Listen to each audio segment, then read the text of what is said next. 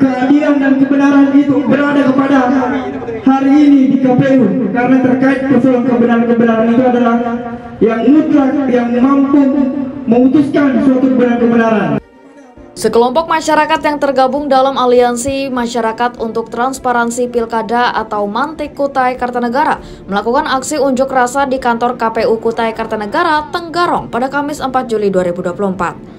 Aksi ini menindaklanjuti adanya temuan penyalahgunaan kartu identitas di aplikasi Silon KPU Kukar oleh oknum tim pasangan calon independen AYL Aza sebagai syarat menjadi pasangan calon Bupati dan Wakil Bupati Kutai Kartanegara pada Pilkada 2024.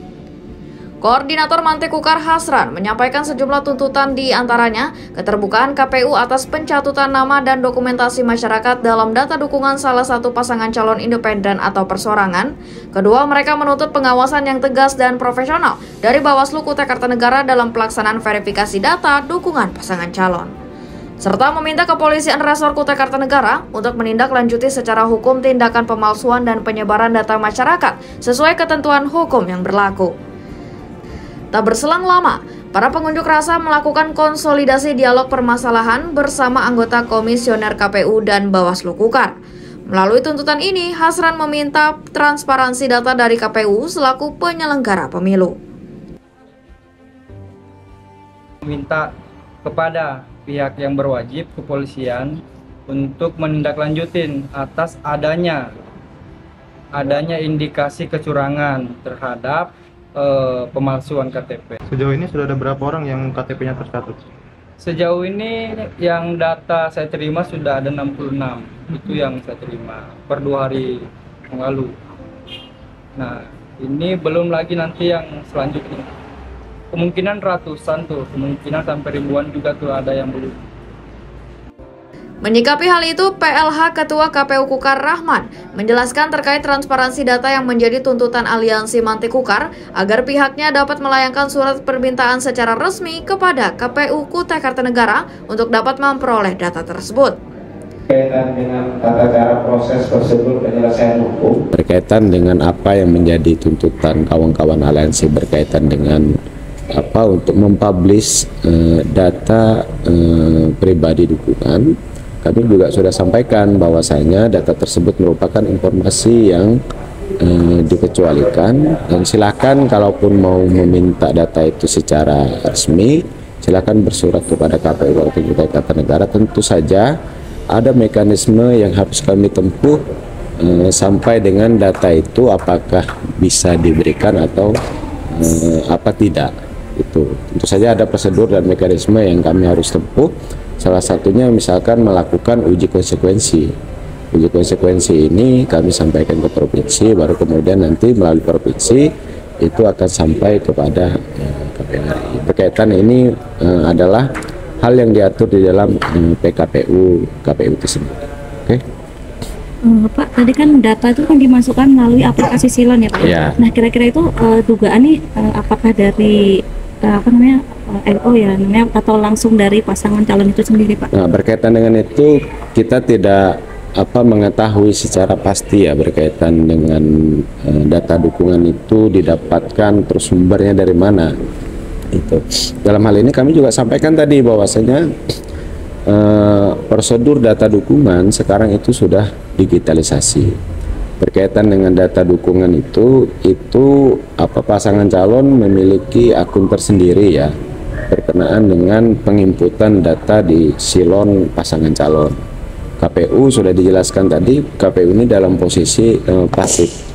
Tugas kita adalah melakukan pencermatan, verifikasi administrasi apakah sudah sesuai jumlah dukungan yang telah ditetapkan dan sebaran dukungan yang telah ditetapkan oleh KPU. Jadi terkait tuntutan aliansi masyarakat ini apa sih nanti kedepannya dilakukan oleh KPU itu? Yang jelas kita melakukan tahapan verifikasi faktual ya hari ini ya. Artinya berkaitan dengan apa sudah jelas, kami sudah jelas sampaikan bahwasannya itu bukan dari ranah KPU berkaitan dengan penginputan data dukungan ke dalam Silon. Itu adalah ranahnya pasangan calon. Di lokasi yang berbeda, pakar hukum Universitas Kartanegara Laode Ali Imran turut menanggapi kasus tersebut. Menurutnya, aksi massa yang muncul ini sebagai bentuk keraguan publik terhadap kinerja pengawas pemilu. Banyak pihak nih, kalau saya dapat informasi kemarin sudah 5 kecamatan yang melapor ke Polsek maupun ke Panwas terkait dengan pemalsuan. Memang barang ini bisa dikejar dari dua hal, apakah mau pakai lex spesialis sesuai undang-undang pilkada terkait dengan pemalsuannya, atau mau pakai KUHP 263 atau 264. Iya, pemalsuannya. Dan posisinya pemalsuan ini ada dua hal yang bisa dijerat. Yang pertama, dia produksinya atau pembuatannya, dokumennya dia palsu. Yang kemudian yang kedua, dokumen palsu ini telah digunakan. Penggunaan dokumen palsu itu pidana juga, tersendiri juga pidana. Nah, posisinya kalau kita lihat pada konteks ini, dokumen ini telah digunakan. Meskipun kita belum tahu ya yang memproduksi atau yang membuat dokumen ini siapa, tetapi hari ini kita sudah tahu siapa sih yang menggunakan. Ya pasti paslon perseorangan yang menyerahkan data ini ke KPU sebagai syarat dukungan, dan itu setelah ditetapkan di dalam rapat pleno, hasil verifikasi administrasi dinyatakan lolos verifikasi administrasi. Artinya apa? Artinya dokumen yang dikatakan palsu yang tidak diakui oleh pendukung tadi itu sudah murni digunakan atau penggunaannya telah terjadi. Nah, gitu ya.